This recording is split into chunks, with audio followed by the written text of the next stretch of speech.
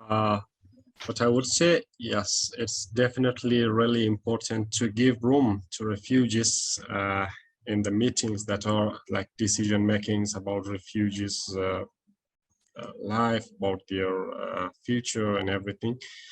So what I believe personally, some others cannot represent refugees as themselves because they know our difficulties, they can see what we are going through, but what I will say, they don't feel what we are going through every day. What they don't know, they cannot represent, they cannot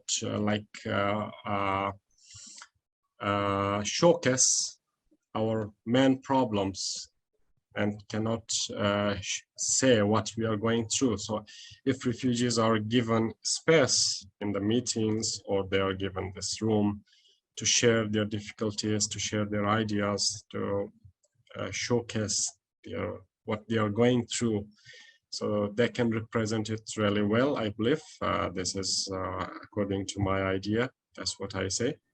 From my point of view, it's also very important for the refugees to be in the room while decisions are making about them, because as Hakmat said, that we we know we know that what we are going through, not if somebody they just can see, but they do not feel us. So about the making policies for the refugees, if refugees are not there, those policies are like, well, refugees must be heard while the decision is making about them. So it is really important also to to to bring refugees, more refugees in the room while making decision about them. So the decision or the policies will be more relevant uh, for us, that we are living this life. As Hakmat says, that he was very small kid, and also Rahmat while they get displaced from Afghanistan.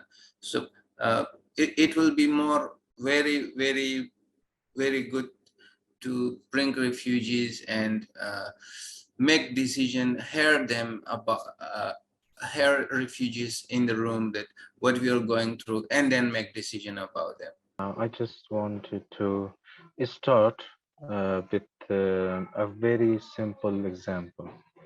So, for example, if someone is getting some disease or some pain on his body, when he get to the doctor, and doctor cannot give any medicine without like asking the patient what is happening, what do you feel, how do you feel, what is your problem, when, from when it is started, and which parts that hurts you most.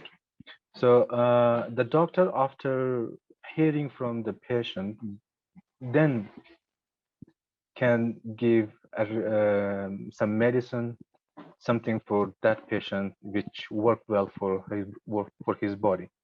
So that's the point which we want to talk about the refugee situation. It is okay that refugee may not be able to solve most of the challenges that they are facing just right now, because most of them, they are just trying to be illegal, like it is like something that you are against the government, or maybe some policies are against the refugees. So it is the challenges, but refugees cannot overcome all of them by themselves. There are many other organizations that they are stepping and trying to solve these challenges and trying to be the middle hand for both sides. But in that case, they should hear from the refugee itself, as doctor is asking the patient about their feeling and the pain and the other things.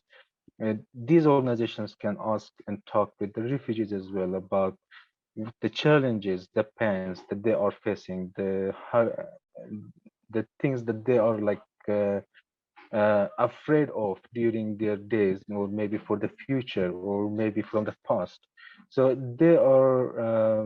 It is a kind of like activity that makes it more accurate for the challenge solving. for the problem solving.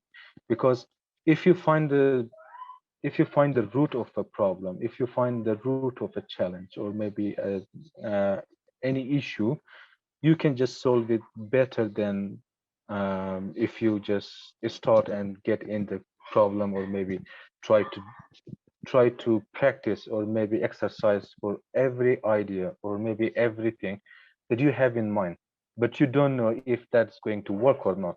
So that's going to be by luck. Maybe that works, maybe that's not.